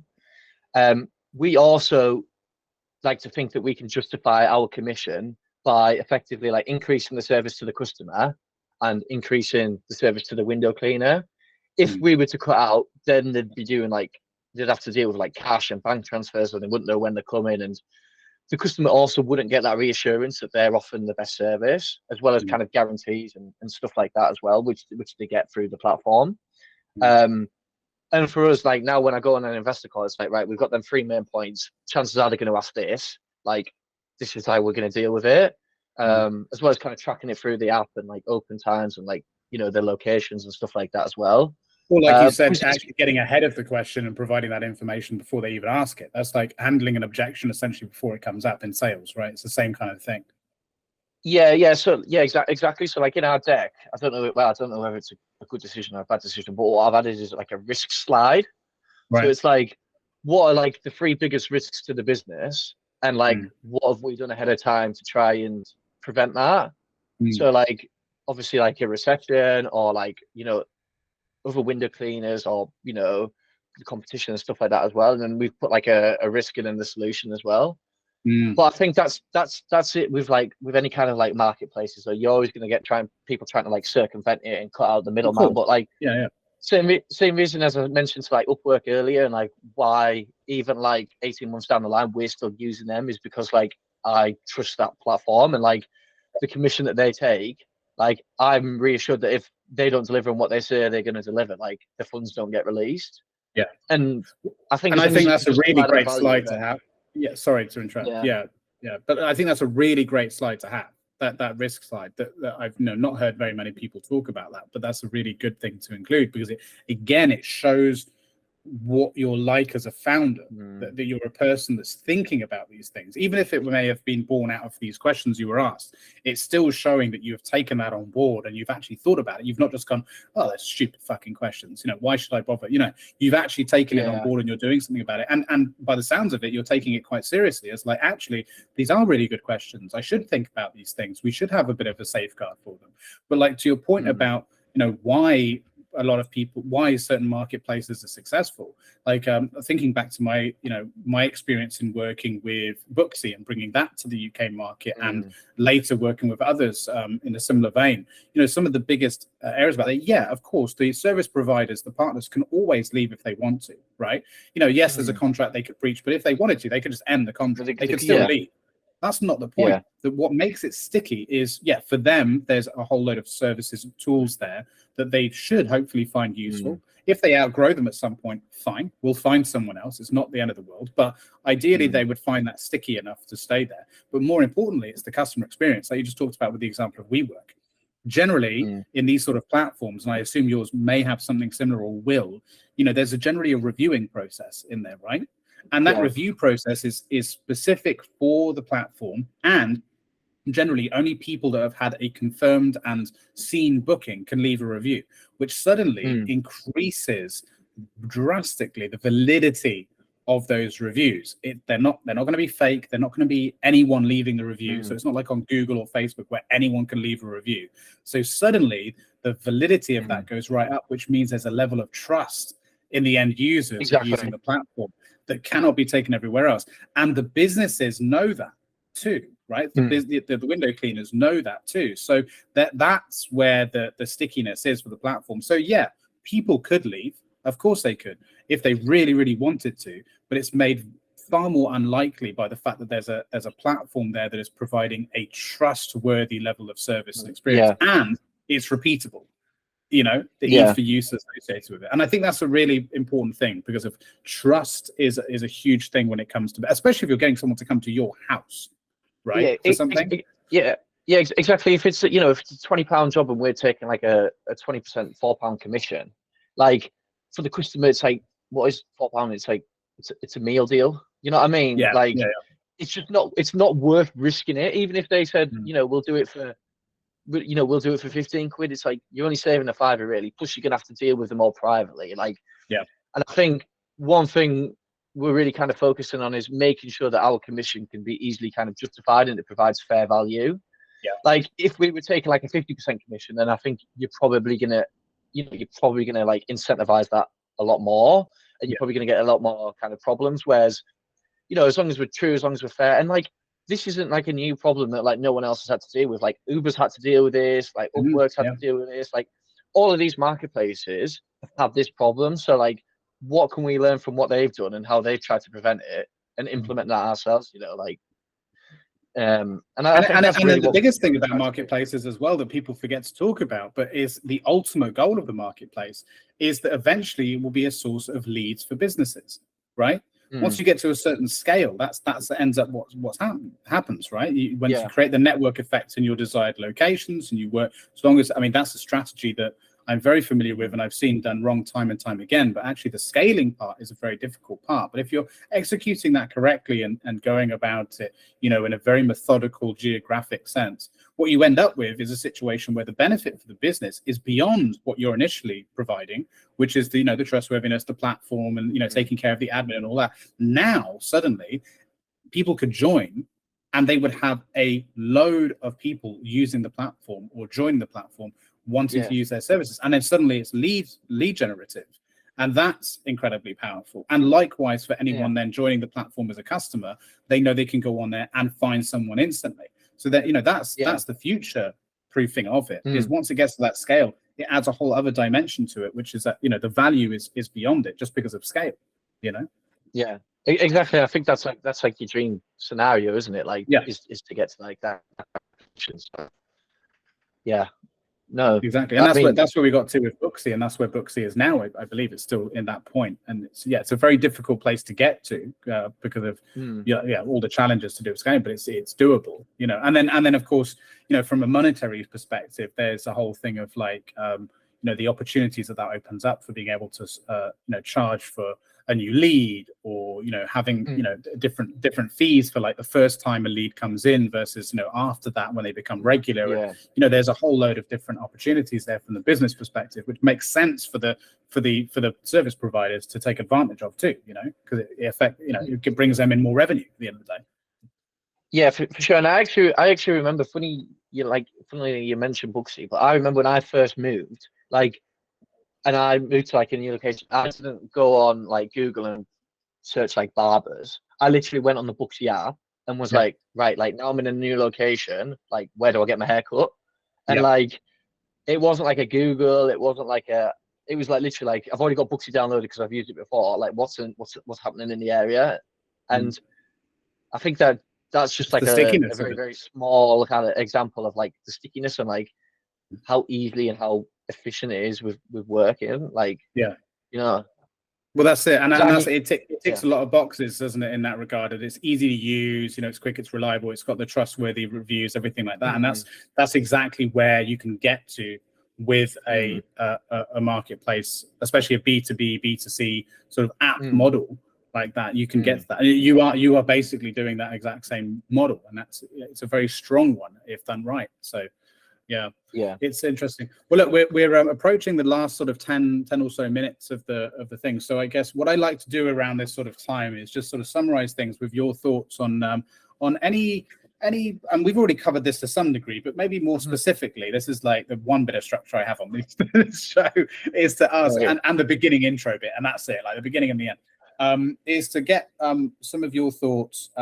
in relation to what sort of tips and learnings you might have for individuals out there who might be listening, who want to start their own business, who are running their own business, especially as it relates to your unique situation, right? So working in a quote unquote unsexy business, there's that side of it, but then also the fact that you're building a marketplace, two very unique things about you. So and your business. So what have you got there, learnings wise, tips, tricks, anything that you think would be useful for us to hear? Great. I've actually got in my notepad here, I've got the back page which I've keep as like things that I've learned along the way. So Oh, I really? can, Okay. Let's yeah, have a look then. Let's see. yes. So basically, I've got my notebook. I've had this notebook 2 years now, and every time I think something, I'm like, there's only like a handful of things, but I'm always like, right, like I'll use the back page because I can reference it easily. And what it does Yeah. is it's like if I'm ever starting to drift away from these, then like I know I need to get on back track. So the first one I've got is KISS, basically standing for keep it simple, stupid. Right. Okay. Yeah. Yeah. So like I've got a I'd say like historically like I've probably massively overcomplicated things. Mm. So like especially before our technology was built, like you have all the ideas, but it's so difficult to implement it without technology because like you try to track everything through like spreadsheets and this and that, and like it's all messy. So like what I've kind of realized as well is as you do scale and as you do grow, like things just get more complex naturally. Like Yeah. you don't need to try and increase the complexity yourself because like that's just going to make things even harder. Obviously, if you can use technology and if you can use technology and kind of make increase a few like benefits and features and stuff, which are going to make your life easier, then go for it. But like just try and keep it simple, try and keep it easy, Yeah. and then like things are going to get more complex and more difficult as you scale anyway. Mm. Good advice. I've put another one as so track and monitor metrics across different departments. So like for each of our locations, we've got 7 key metrics that we track, Right. and we only track like those metrics. So it's like as long as those key metrics are tracked, like we know near enough everything else is going to kind of go to plan. Right. Because I was also quite guilty, and this probably kind of goes back to the first point, is like kind of trying to track everything, and like you end up tracking so much that you don't actually know what you're tracking. So Yeah. like what it was like right, these are the metrics we're going to track, like turn, customer acquisition cost, average order value, like customer success rate, whatever, and we're gonna try and track the few metrics we do need, but do a really good job of tracking those metrics and track them kind of week on week. And then if anything does start to drift, we can be like, right, boom, like that's not going as is planned or as it should do. And what that allows us to do is basically like just look at one singular kind of sheet, one singular spreadsheet, and just see like what those metrics are. And like you're not having to like dig around anything and like overcomplicate it. Like as long as they're all right, then you can kind of trust everything else is not too bad as well. Yeah. So that's probably my first 2 points. They're probably quite similar to each other. No, they're both very good, very useful. So like 7 key metrics, keep it simple, and as well kind of communication. So probably something that like I think as a founder especially, like you have this vision, you know what you want to achieve, but like kind of communicating that with your team and like the people that are actually going to help with the execution is like massively important. So like get everyone on the same page, get everyone on the same vision, like make really clear like this is your responsibility. I think there's a saying, isn't it, like it's something along the lines of like it's just more than one person responsible for that role, and effectively like no one's responsible. And it's like this person's responsible for these tasks and making sure those tasks succeed, and then this person's this, and like if you've got any problems, you let me know regarding those tasks, and like basically trying to keep each person focused on what they're going to do. And if for every reason they do have more time and they do a good job, focus on doing your own tasks better as opposed to trying to get involved in someone else's or something else that you don't know about.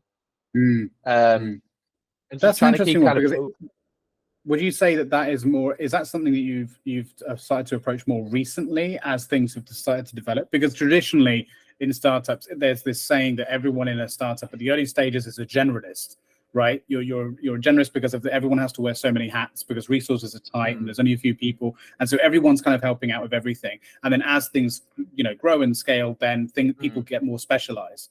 So would you say that's something you've always done from the beginning, regardless, or is that something that's more recently kicked in?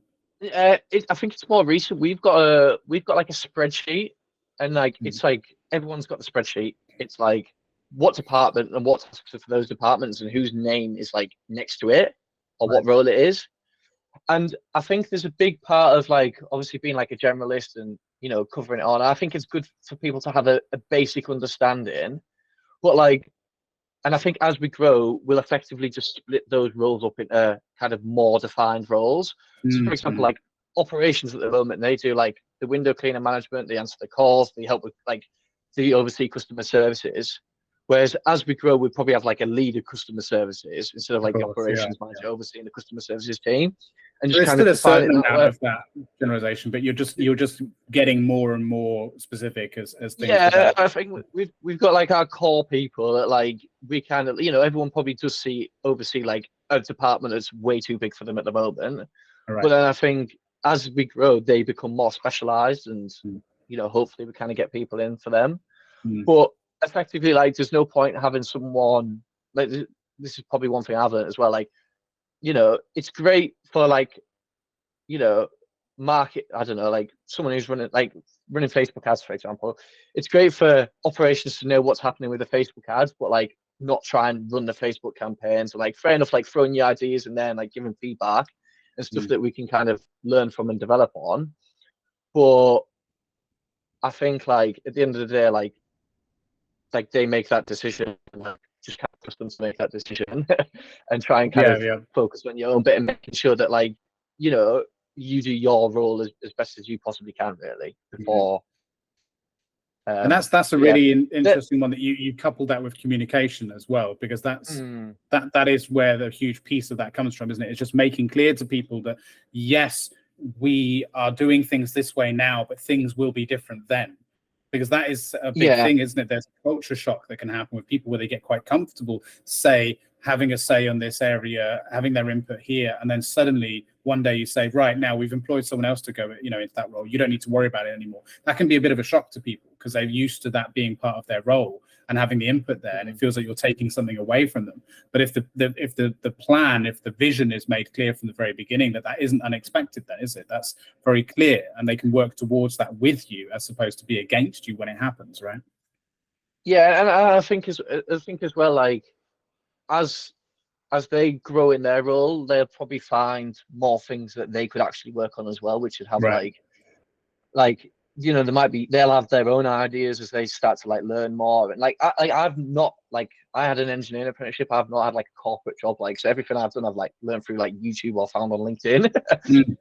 And from just doing it, right? I think there's an element of doing it and common sense that comes into play here too, right?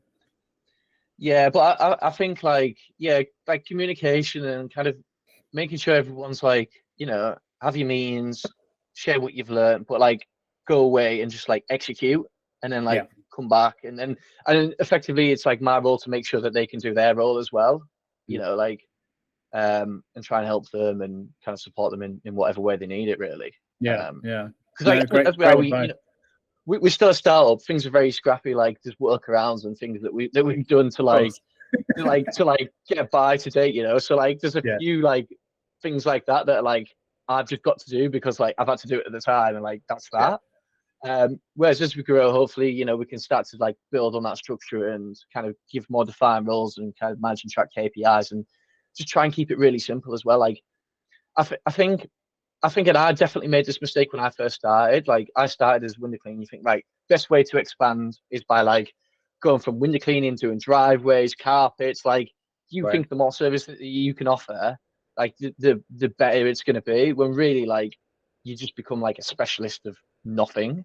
Yeah. Whereas like now when I'm looking at it, I'm like, that was such a bad idea. Like if I'm looking at it now, like I know, like there's no point me trying to expand services until like I've done window cleaning, right? Because like all I'm doing then is increasing the complexity when really I could probably add 5 more window cleaning vans in the same time that I could like get 1 van in another service, just because I don't know it as well, and then things go wrong. And like we did try it, like we had like I think it was like 30, well probably about 25 window cleaning vans at the time.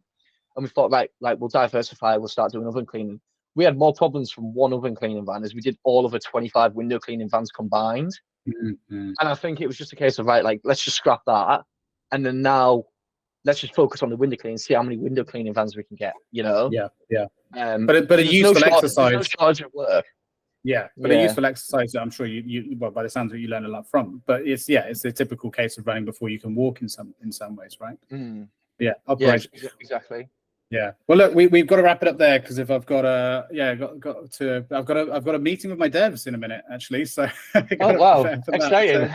So yeah, got to see what the progress is there. But listen, man, it's been really great speaking with you as always, and I'll hopefully catch up with you tomorrow if you're going to be around at the event. So we can catch up again then if you're not sick of talking to me by then, obviously. Oh no, you might see me and be like, oh fucking hell, not you again. I spoke to you for 2 hours already. I don't need to speak to him again. Yeah, I might, unless I have some deep philosophical question ready for you for when you walk in the door. Well, yeah, no, thank you very much for the opportunity. It's been my first podcast, and oh really? Yeah, no, I've seriously enjoyed it. It's always good like having a good conversation, and I think it's good for me to like reflect on things as well, if that makes sense. Like, it's a good perspective because it doesn't come around often. It's like someone just to sit with you for 2 hours and like ask you questions that like no one's really asked you before, or like seeing films from like a fresh perspective. So no, thank you for the opportunity, and it's been a great learning experience as well. No, that's wonderful to hear, and like to that effect, you know, you should be incredibly proud of what you've managed to achieve, and everything you've got on the horizon is extremely exciting. And this is one of the reasons why I love doing what I do, is because I get to meet people like you and hear their stories and get excited for them. I'm a cheerleader for everyone. I want everyone to be successful, and you're no exception to that. So I'm glad it's made you reflect and maybe see what I see, you know, and what other people should see, which is what you've achieved and what you're about to achieve. You're on the precipice of going to the moon, as they say. So yeah, I'm excited for you. We're getting there. All right, dude. Well, look, have a great day, great rest of the week, and I'll catch up with you tomorrow at this event. Yeah. See you tomorrow. Take care. Bye-bye. Thank you. Bye-bye. Thank you for watching and/or listening. Please like, subscribe and join the conversation in the comments below.